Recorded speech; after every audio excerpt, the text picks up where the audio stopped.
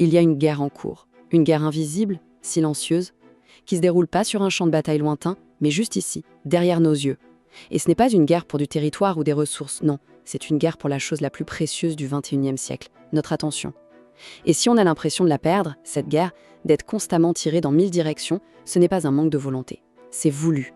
Le monde moderne a été conçu pour fragmenter notre esprit. Aujourd'hui, on ne va pas juste en parler, on va plonger dans les circuits du cerveau pour comprendre cette neurobiologie de la concentration et surtout pour découvrir comment reprendre le contrôle. Et l'arme principale de l'ennemi ? Eh bien, elle est sûrement dans une poche en ce moment même, en train de vibrer doucement, de nous appeler. La source d'aujourd'hui ne prend pas de gants et elle nous livre cette phrase qui devrait être gravée sur chaque smartphone. Cet objet est une arme de destruction massive pour votre néocortex. Oublions l'idée que c'est un simple outil de communication. Il faut le voir pour ce qu'il est. Une brèche intentionnelle dans nos défenses cognitives, un adversaire conçu par les meilleurs ingénieurs du monde pour pirater les circuits les plus profonds de notre cerveau. Et les dégâts, ils sont déjà là. Regardez bien ce chiffre. Il fait froid dans le dos. 99%. Selon les neuroscientifiques qui se sont penchés sur la question, c'est la part de la population qui ne serait plus capable de faire quelque chose que nos ancêtres trouvaient naturel. Maintenir une pensée originale, complexe et soutenue pendant un long moment. Pensez-y une seconde. La capacité d'écrire un livre, de développer une théorie, de composer une symphonie, tout ça repose sur une concentration sans faille. On n'a pas juste perdu une compétence, c'est comme si on avait subi une sorte d'imputation neurologique collective. Alors, comment on fait pour inverser la tendance? Comment passer de victime à maître de sa propre cognition? C'est le voyage qu'on va faire ensemble aujourd'hui. Notre feuille de route est prête. D'abord, on va nommer l'ennemi en comprenant cette guerre de l'attention. Ensuite, on fera un état des lieux des dégâts en explorant notre cerveau fragmenté. Puis on entamera le difficile voyage vers la concentration. On découvrira le secret de la percée des 45 minutes, ce seuil critique qui change tout.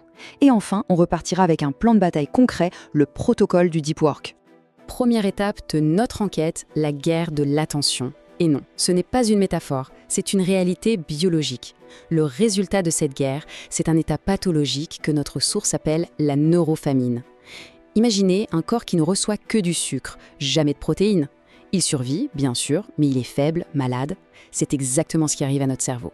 Il est gavé de distractions sucrées, de stimulés rapides et sans valeur, et il est littéralement affamé de la seule nourriture dont il a vraiment besoin, la concentration profonde. Mais c'est quoi concrètement cette neurofamine ? C'est tout simplement un piratage de notre système de récompense. Chaque like, chaque notif, c'est un petit shoot de dopamine à bas prix. Le cerveau s'habitue à ces shoots constants et faciles.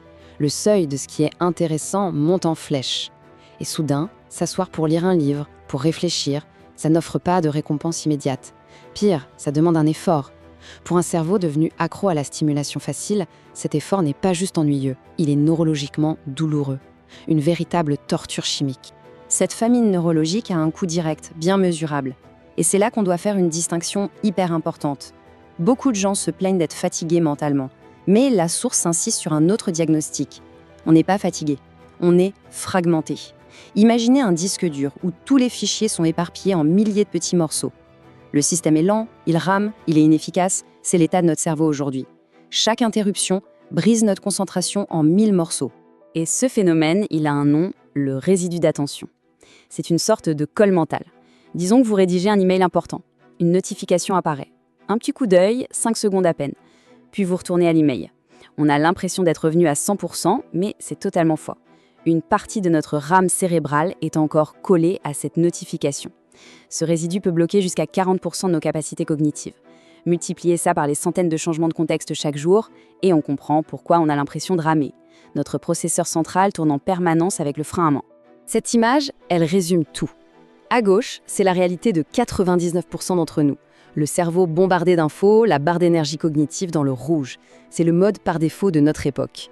Maintenant, regardez à droite. Le calme, l'énergie à 100%, la cible atteinte avec une précision chirurgicale. Ce n'est pas une utopie ça, c'est un état neurologique bien réel, atteignable, connu sous le nom de deep work. La différence entre les deux, ce n'est pas le talent, c'est la capacité à gérer les interruptions. Mais alors, comment on fait le voyage de la gauche vers la droite ? Ah, si seulement c'était un simple interrupteur à actionner. Mais la neurobiologie, c'est un peu plus complexe. Entrer en état de concentration profonde, ce n'est pas une décision, c'est un processus, un véritable parcours du combattant neurologique. Et le truc, c'est que la plupart des gens abandonnent avant même d'avoir passé la première porte. Voici la carte de ce territoire hostile les 45 premières minutes. La première étape, de 0 à 20 minutes, on l'appelle la zone de turbulence. Et c'est un enfer chimique, littéralement. Le cerveau, habitué à sa dose de dopamine facile, se rebelle. Il envoie des pulsions, vérifie tes emails, regarde juste ton téléphone, vite fait. C'est une sensation de friction, d'agitation interne.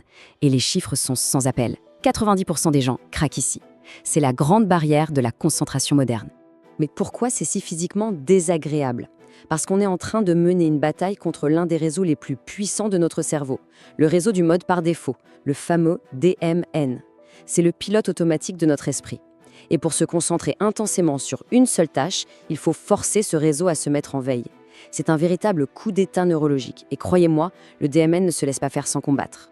Pendant cette phase, si on regarde ce qui se passe dans le cerveau, c'est le chaos. Une activité dominée par les ondes bêta, celle de l'anxiété, l'amygdale, notre centre de la peur, s'allume comme un sapin de Noël. Mais au milieu de ce désordre, un allié inattendu entre en scène, la noradrénaline. Oui, c'est un neurotransmetteur du stress, mais ici, son rôle est vital. Elle agit comme un surligneur chimique, marquant les connexions neuronales liées à la tâche et criant au reste du cerveau « Hey, ceci est important maintenant, focalise-toi là-dessus ». Mais si on tient bon, si on résiste à l'appel des sirènes de la distraction pendant ces 20 minutes, puis 30, puis 45, alors quelque chose de magique se produit. Ou plutôt, quelque chose de profondément scientifique. On franchit le mur, on entre dans une nouvelle dimension de la cognition. C'est là, et seulement là, que se trouve la véritable récompense de cet effort.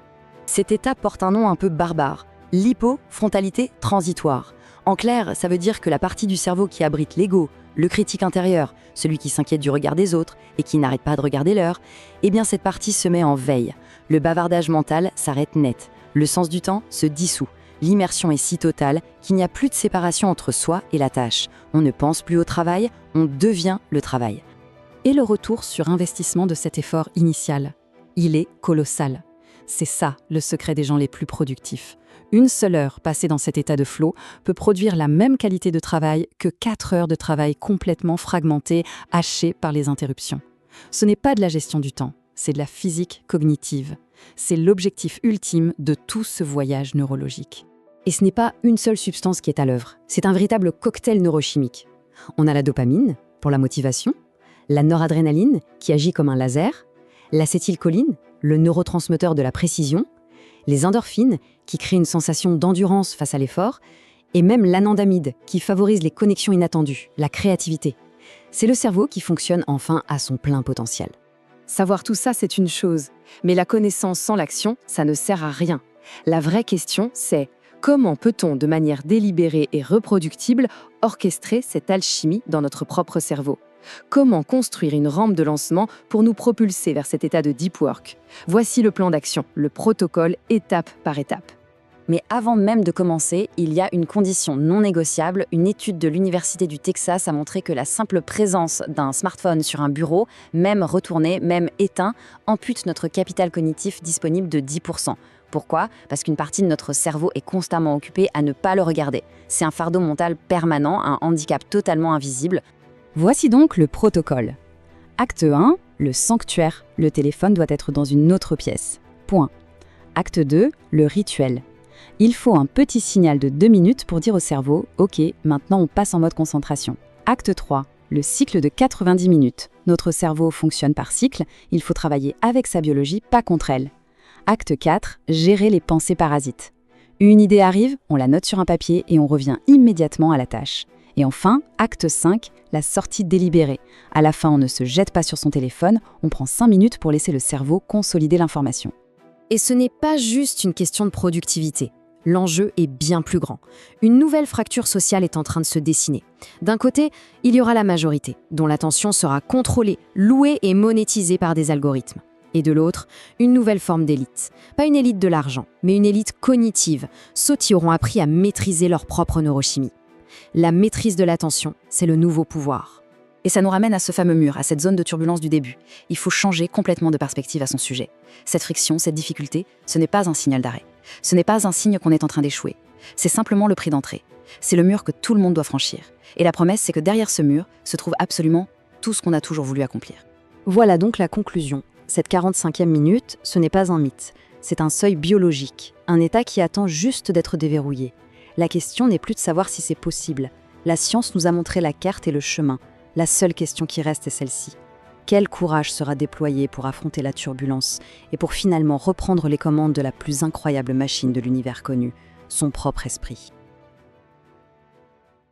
Je suis Sin.